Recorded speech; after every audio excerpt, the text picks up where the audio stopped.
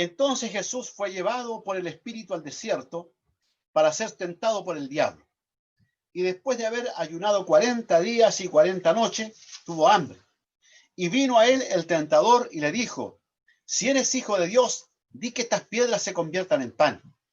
Él respondió y dijo: escrito está, no solo de pan vivirá el hombre, sino de toda palabra que sale de la boca de Dios. Entonces el diablo le llevó a la santa ciudad y le puso sobre el pináculo del templo. Y le dijo: si eres hijo de Dios, échate abajo, porque escrito está, a sus ángeles mandará cerca de ti, y en sus manos te sostendrá, para que no tropieces con tu pie en piedra. Jesús le dijo: escrito está también, no tentarás al Señor tu Dios.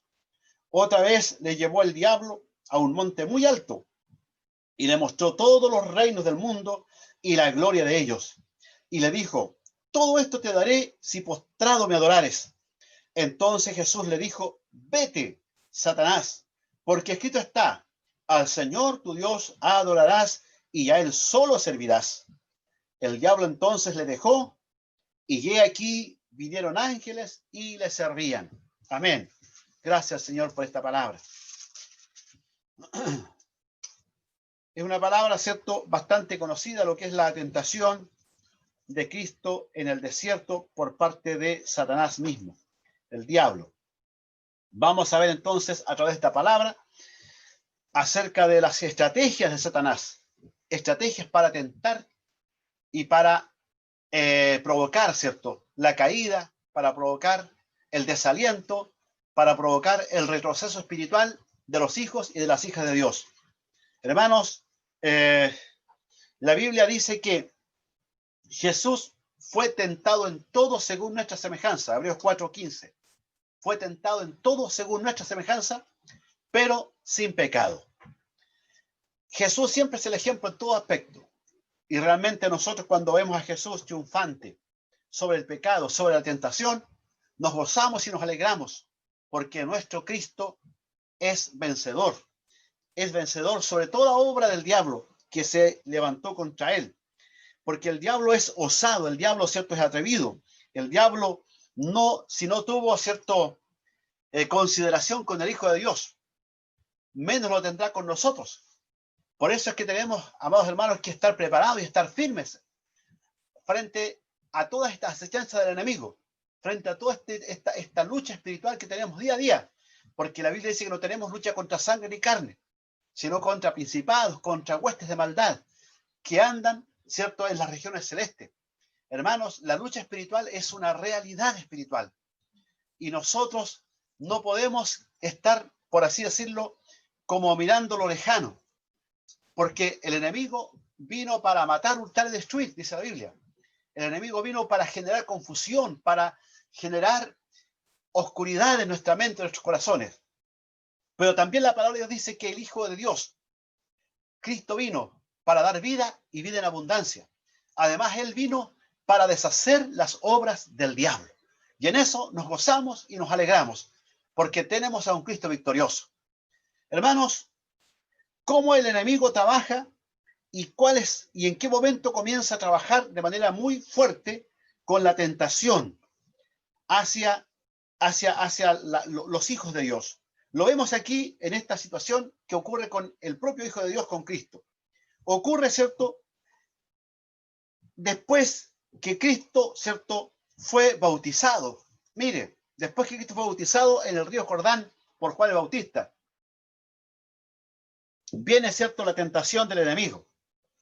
Esto nos da un antecedente, porque nosotros, cuando no servíamos a Dios, a lo mejor el enemigo no tenía ninguna cosa de qué preocuparse de nosotros, porque estábamos en su dominio, estábamos bajo su voluntad, bajo su señorío, en fin. No éramos un problema para ellos, para el enemigo. Pero del momento que una persona se bautiza y se entrega a Cristo, comienza a tener luchas. Hay personas que dicen, muchas veces, cuando comencé el evangelio, dice, tuve más problemas que cuando estaba antes. Sin duda que así es, porque la tentación del diablo comienza a atacar a las personas cuando se deciden servir al Señor. Otra cosa interesante que ocurre aquí es que la tentación viene, ¿cierto?, cuando Cristo va a dar inicio a su ministerio.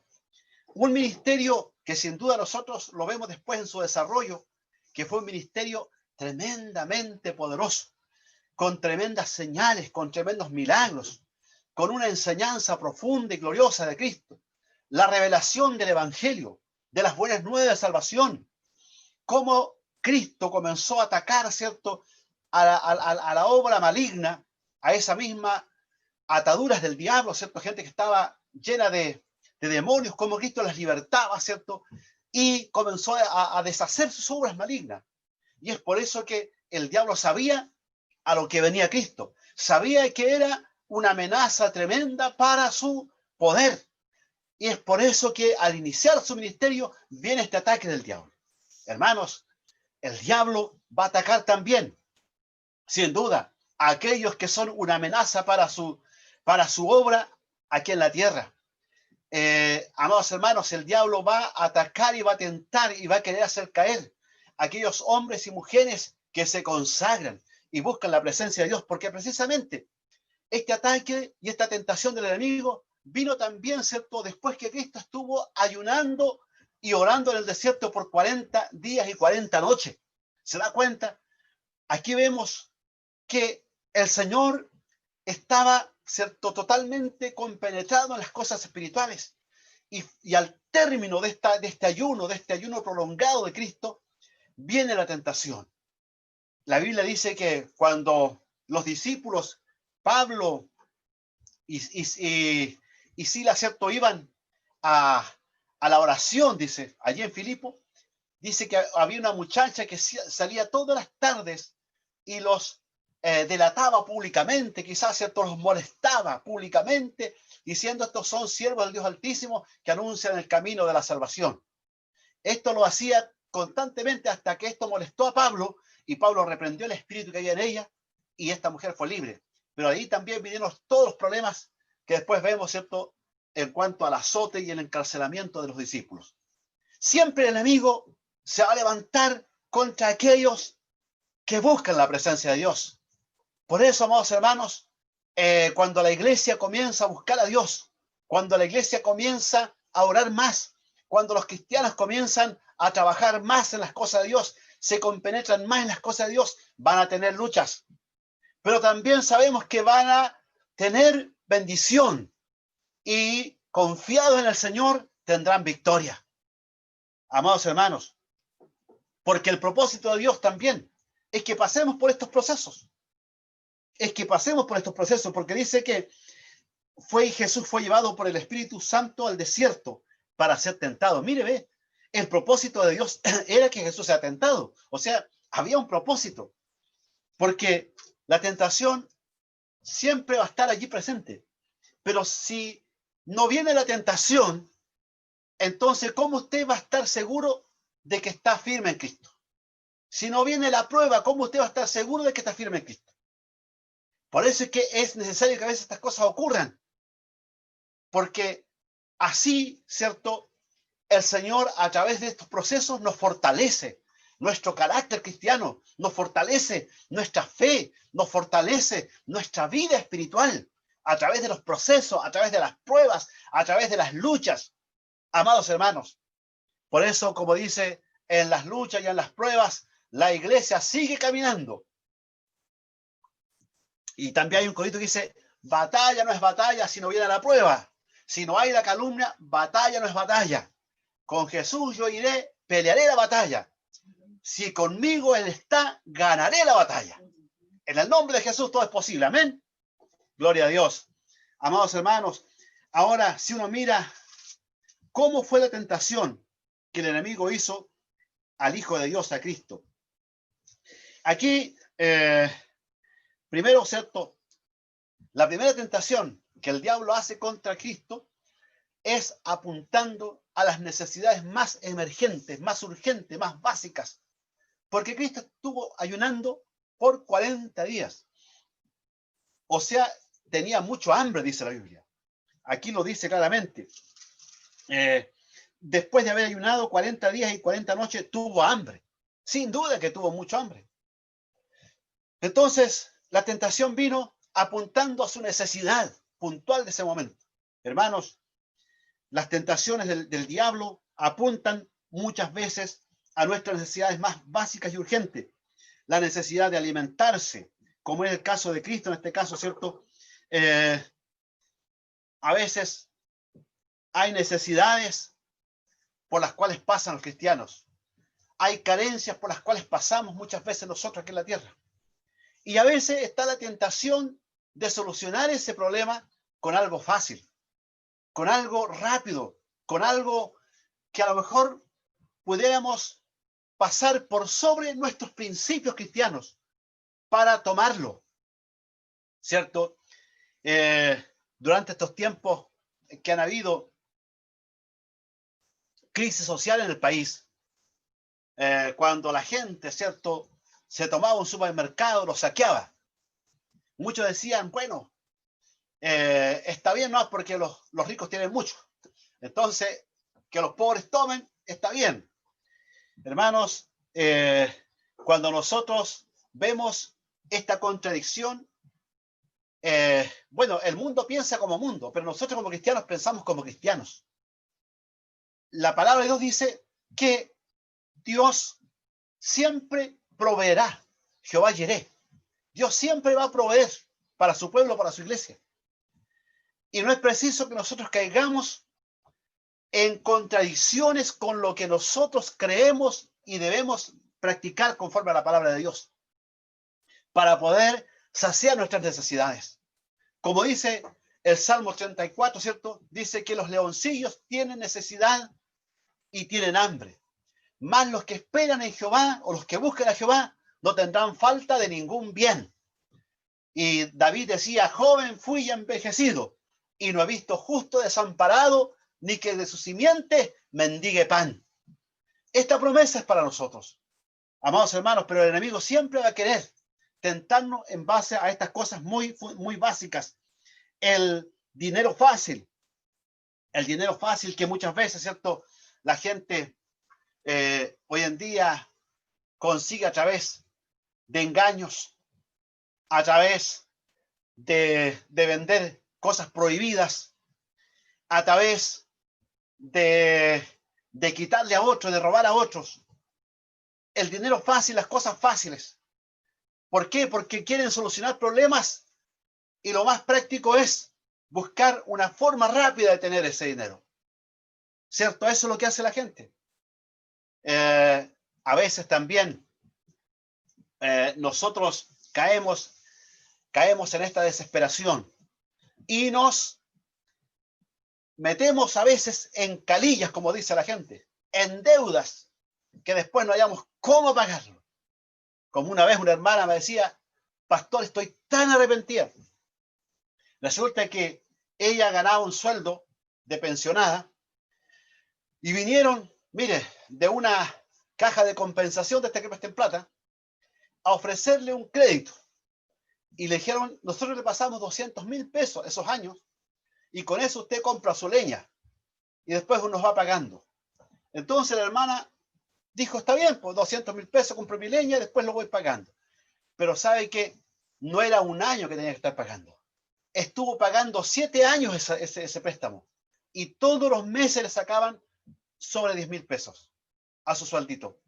Hermanos, y por tanto tiempo, porque hay gente usurera, hay gente que quiere aprovecharse.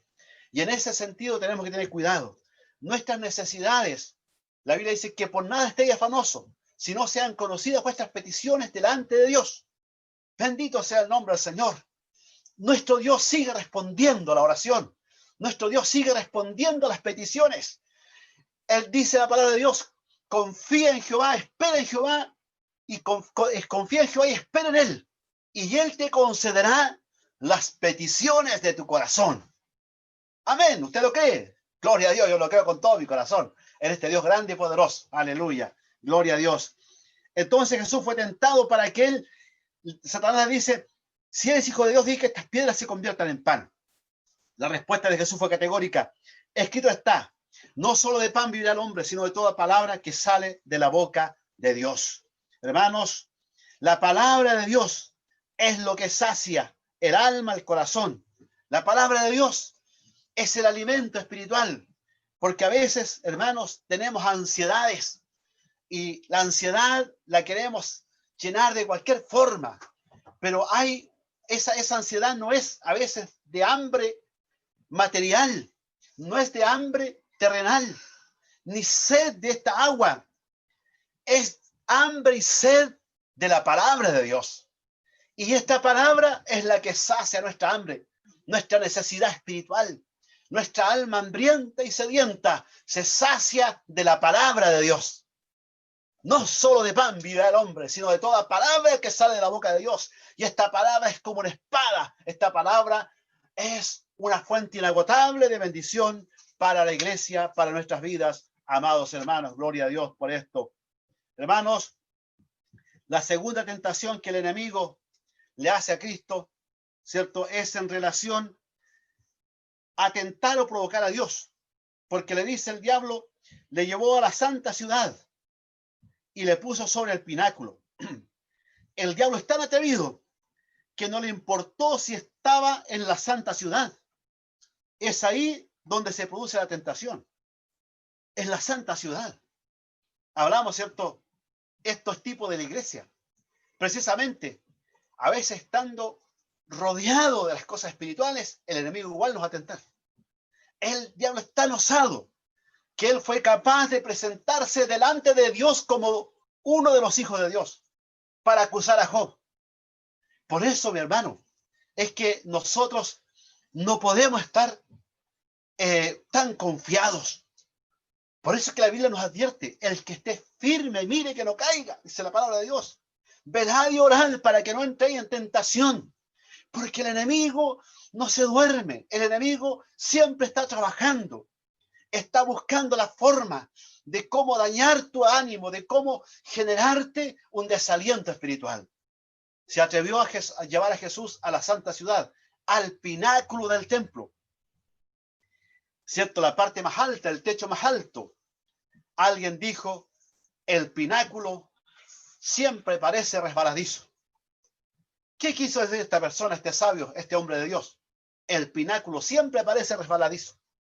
Es cuando Dios lleva a las alturas, a lugares importantes de preponderancia a alguno de sus hijos. Pero muchas veces estando en la altura, allí es donde más fácil a veces es para caer.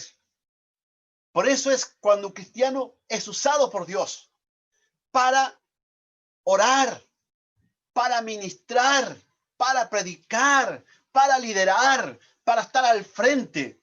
Es cuando más tiene que humillarse. Porque Dios te ha puesto allí en la altura, pero tú tienes que tener cuidado porque te puedes resbalar. Es necesario estar atento a esta situación. Tentar a Dios es creer que Dios hará todo lo que se me antoja. Tentar a Dios es creer que Dios hará todo lo que se me antoja. Y muchas veces creemos que Dios está obligado a hacer lo que nosotros queremos. La Biblia dice que el pueblo de Israel tentó a Dios en el desierto. ¿Y cómo lo tentó? Cuando ellos iban al desierto, dice que murmuraron.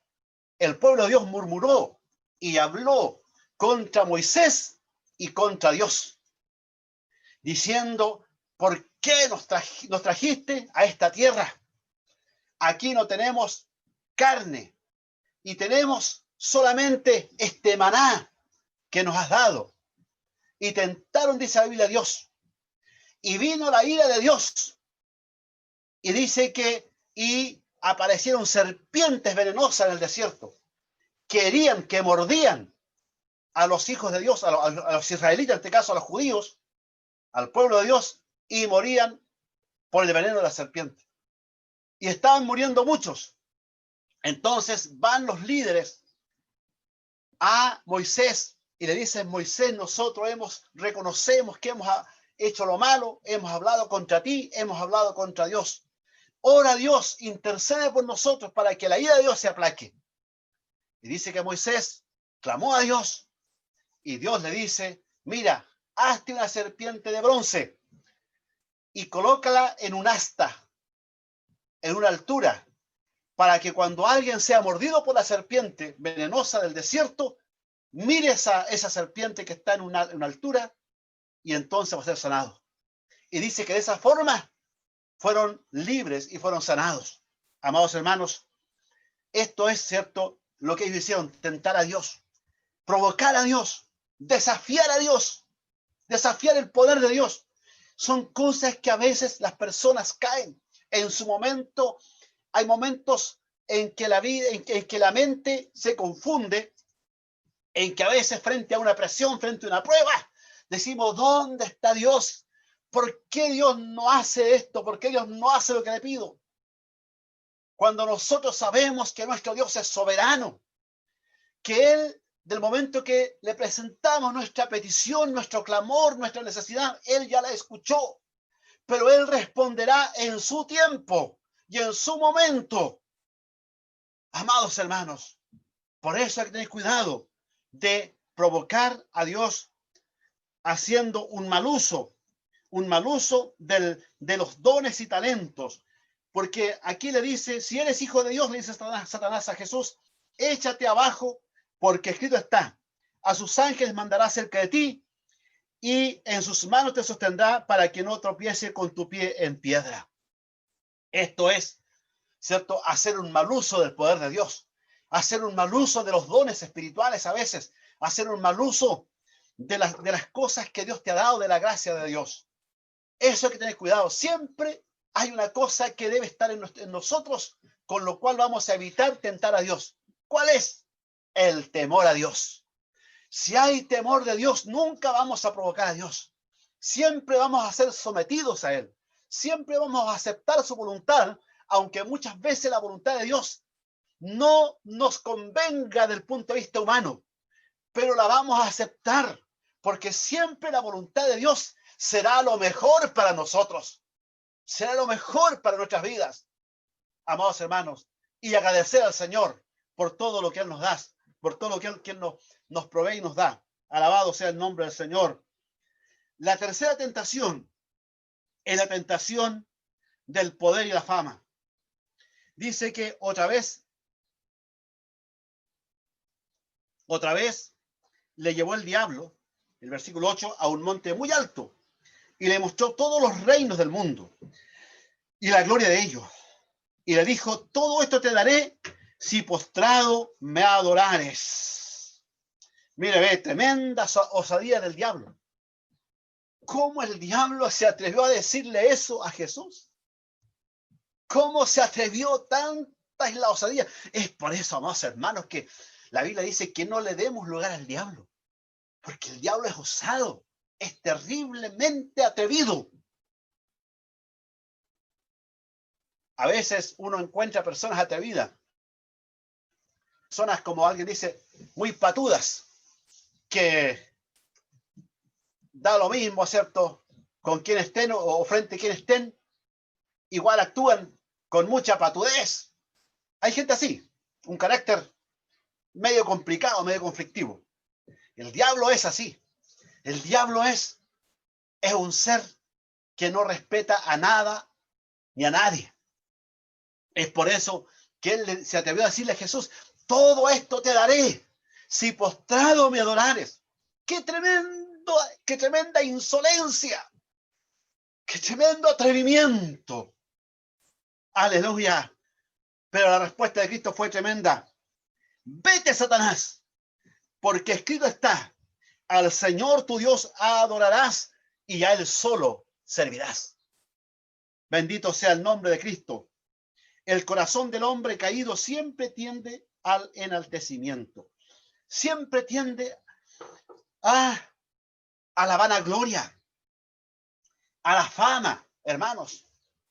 Muchos admiran quizás a hombres importantes, mujeres importantes de la sociedad, admiran a cantantes. Usted ve cómo la juventud sigue a sus cantantes, a sus ídolos, porque ellos quisieran ser como esos ídolos, quisieran ser como esos cantantes, porque está en el corazón del hombre el querer estar en la cima, el querer alcanzar gloria y fama.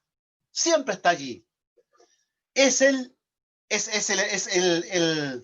estilo y forma del mundo. En el mundo esto ocurre y se da mucho. Por eso es que el apóstol Juan, cuando le habla a los jóvenes, le habla a la iglesia, le enseña claramente que tengan cuidado con el mundo. Dice en 1 de Juan 2:15 en adelante, dice: no améis al mundo ni las cosas que están en el mundo. Si alguno ama al mundo, el amor del Padre no está en él. Porque todo lo que hay en el mundo, los deseos de la carne, los deseos de los ojos y la vanagloria de la vida, no provienen del Padre, sino del mundo. Sino del mundo. Y luego dice: y el mundo pasa y sus deseos. Pero el que hace la voluntad de Dios permanece para siempre. Aleluya, gloria a Dios. La vanagloria de este mundo. La vanagloria de este mundo. El mundo nos quiere hacer creer que nosotros, ¿cierto?, podemos ser siempre, por así decirlo, personas con capacidades, personas con fortalezas personales, personas muy talentosas. Pero el mundo siempre quiere destacar eso en las personas. Y esas personas logran fama muchas veces. Un cantante, por ejemplo, un cantante que canta muy lindo, que tiene una linda voz, que canta canciones románticas, no sé, ¿cierto? Y llega a la fama, es aclamado en todas partes, ¿cierto? En todo lugar, es invitado a diferentes países. Pero con el tiempo ese cantante se va deteriorando, su salud se va acabando, porque así es la vida. Y no quieren aceptar que eso se va terminando. Y se hacen cirugías por aquí, cirugías por allá para seguirse viendo jóvenes. Pero después, cuando llega la hora de morir, igual mueren y caen igual nomás. Porque el mundo pasa y sus deseos. Pero el que hace la voluntad de Dios permanece para siempre. Aleluya. Amados hermanos, nosotros sabemos que estos son artimañas del enemigo, del mundo, que nos quieren llevar, ¿cierto?, a querer fama, gloria. Pero esas cosas son terribles. Fue la tentación, por ejemplo, de Salomón. Salomón, cuando comenzó con mucha humildad y le dice a Dios en su oración que él no quería gloria, no quería riqueza, solo quería sabiduría para dirigir al pueblo. Y a Dios le pareció muy bien esa oración. Y le dice: mira, qué bien que has orado, qué bien que has clamado a mí. Yo te voy a dar sabiduría. Yo te voy a dar sabiduría, pero una vez que tú tengas esta sabiduría, también te voy a dar riqueza y también te voy a dar fama. Y Salomón fue famoso, pero la fama le hizo mal, porque terminó desviándose de la voluntad de Dios, de los caminos de Dios. Es el peligro de la fama, es el peligro de la vanagloria, el desviarse de las cosas de Dios. Hay muchos predicadores que a lo mejor comenzaron bien predicando la palabra de Dios, pero como Dios los usó tremendamente, eran invitados de un lado a otro, por aquí, por allá, y Dios los bendecía. Pero en lugar de humillarse, en lugar de sentirse dependientes de Dios, comenzaron a lo mejor a mirar sus capacidades, sus cualidades y de cómo la gente venía, y a lo mejor, ¿cierto?, ya ni siquiera era necesario orar, ya ni siquiera era necesario buscar la presencia de Dios, simplemente hacer las cosas. Total, ya la fama estaba instalada. Finalmente, muchos de ellos también fracasaron y se equivocaron, incluso algunos se perdieron. Amados hermanos, que el Señor tenga misericordia de nosotros, que no nos tiente nada que nos lleve a darnos la gloria a nosotros. Si no seamos como el salmista que decía: no a nosotros, oh Jehová, no a nosotros, sino a tu nombre da gloria, por tu misericordia, por tu bondad, aleluya, que toda la gloria sea para Cristo, porque si algo hacemos, no es porque seamos capaces, no es porque seamos inteligentes, no es porque seamos estudiosos, no es porque seamos profundos, no es por eso, es por la gracia de Dios. Porque cada palabra que el predicador predica no es palabra del hombre, es la palabra del Espíritu de Dios. Y es por eso que para Él debe ser la gloria, para Él debe ser la alabanza. Cuando tú cantas a Dios, no busques gloria para ti, busca gloria para aquel que se merece la gloria. Aleluya. Alabado sea el nombre del Señor. Grande fue la tentación que tuvo Cristo, amados hermanos. Grande fue la tentación. Yo creo que si alguno de nosotros estuviera en el lugar de Jesús, nunca hubiera resistido esta tentación. Pero Él la pudo resistir. Él la pudo soportar. Y al final, cierto, dice la Biblia que el diablo le dejó. Aprendamos de manera muy sucinta y clara cómo actuó el diablo y cómo actuó Jesús. Miren, el diablo actuó usando la palabra también. ¿Se fija? Usando la palabra. El diablo conoce la Biblia. El diablo es el mejor teólogo que pueda haber. Se conoce toda la palabra. Le fluía la palabra al diablo. Y le decía, escrito, si eres hijo de Dios, échate abajo, porque escrito está, etcétera, etcétera. Y luego le dice, ¿cierto? Todo lo que esa palabra dice, escrito está. El diablo siempre, amados hermanos, usará la palabra equivocadamente, erróneamente. Es por eso que cuando una secta falsa comienza a usar la palabra para defender las mentiras, el engaño de la doctrina, está siendo usado por el diablo. Lo mismo pasa cuando cuando un hijo de Dios está haciendo un mal uso de la palabra para defender sus planteamientos personales, para defender ideas personales, para justificar su vida, que a veces no es muy correcta, entonces está haciendo lo que el diablo hizo, hacer un mal uso de la palabra. ¿Pero qué hizo Cristo? Cristo también usó la palabra, pero la usó de manera correcta. La usó para contrarrestar el ataque del diablo. La usó para glorificar el nombre de Dios, para contrarrestar el ataque del diablo. Es por eso, amados hermanos, que la palabra que nosotros declaramos es una palabra poderosa. Es el rema, es la palabra declarada, es la palabra publicada, es la palabra que nosotros pronunciamos con nuestros labios. Cuando nosotros hablamos la palabra, esta palabra se transforma en esa espada de doble filo que penetra hasta partir del alma.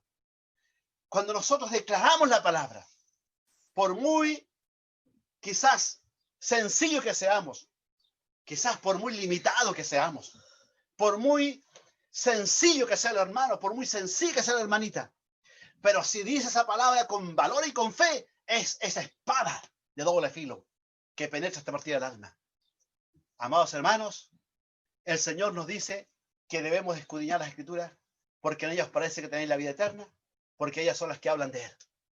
Escudriñar la palabra, aprender de ella y usarla, porque en ella tenemos la victoria de Cristo, ¿cierto?, nos ofrece a través de su palabra. Amados hermanos, lo grande de esto fue que finalmente Cristo obtuvo victoria, porque dice que el diablo se fue y por lo tanto dice que vinieron ángeles y le servían. Aleluya. Gloria a Dios. Los ángeles de Dios son seres celestiales que están al servicio de Dios para bendecir y para ayudar a sus siervos. Jesús allí, ¿cierto?, fue atendido por los ángeles. Lo mismo cuando Jesús oraba en el Getsemaní, dice que vino un ángel y le reconfortaba. Siempre los ángeles estuvieron al lado de Jesús. Y siempre están los ángeles al lado de su pueblo, al lado de su iglesia. porque el ángel de Jehová acampa alrededor de los que le temen y los defiende. Aleluya. Tú no estás solo. A lo mejor tú, mi hermanita, que estás en tu casa, solita, conectada, escuchando la palabra, dice, estoy solita aquí, a lo mejor no hay nadie conmigo. No, no estás sola. Está Dios contigo, está la presencia de Dios contigo, está el Espíritu Santo, está Cristo mismo. Hay ángeles a tu alrededor. Y cuando estás triste, esos ángeles te pueden reconfortar y te pueden bendecir y te pueden alentar tu alma, tu ser. Porque todo el poder de Dios, toda la gloria de Dios, todo lo que Dios tiene es para bendecir y para apoyar a su pueblo, a su iglesia. Hermanos, que el Señor nos ayude para no caer en la tentación, que muchos cayeron en tentación en la Biblia. Saúl cayó en la tentación de querer hacer su voluntad y no la voluntad de Dios. Y fracasó y perdió el reino. Judas cayó en la tentación del dinero. Y por esa tentación, él mismo terminó, ¿cierto?, en una destrucción terrible. Se ahorcó, ¿cierto? Y sin duda que la condenación fue sobre él. Ananías y Zafira quisieron tentar aparentando servicio a Dios, aparentando ser generosos para con Dios. También cayeron fulminados por el poder de Dios. Hermanos, aprendamos de Cristo, quien es nuestro ejemplo en cuanto a que fue el gran vencedor sobre la tentación que el diablo le tendió en esa ocasión en el desierto al terminar sus 40 días de ayuno y oración. Gracias, Señor, por esta palabra. Oremos al Señor y damos gracias por ella. Padre eterno, te damos gracias por tu palabra. Esta palabra que nos edifica, que nos habla, que nos exhorta, que nos amonesta, que nos advierte, que nos ilumine el camino. Señor, te ruego que bendigas a mis hermanos y a mis hermanas, para que ellos y ellas, Señor, sean fortalecidos en esta hora y que si están pasando quizás tensiones, luchas, pruebas, puedan tomarse de tu mano, Señor, y no caer en la desesperación, en la ansiedad y actuar humanamente, terrenalmente y carnalmente, sino que sigan esperando siempre en ti, confiando de que tú harás la obra que ellos necesitan para sus vidas.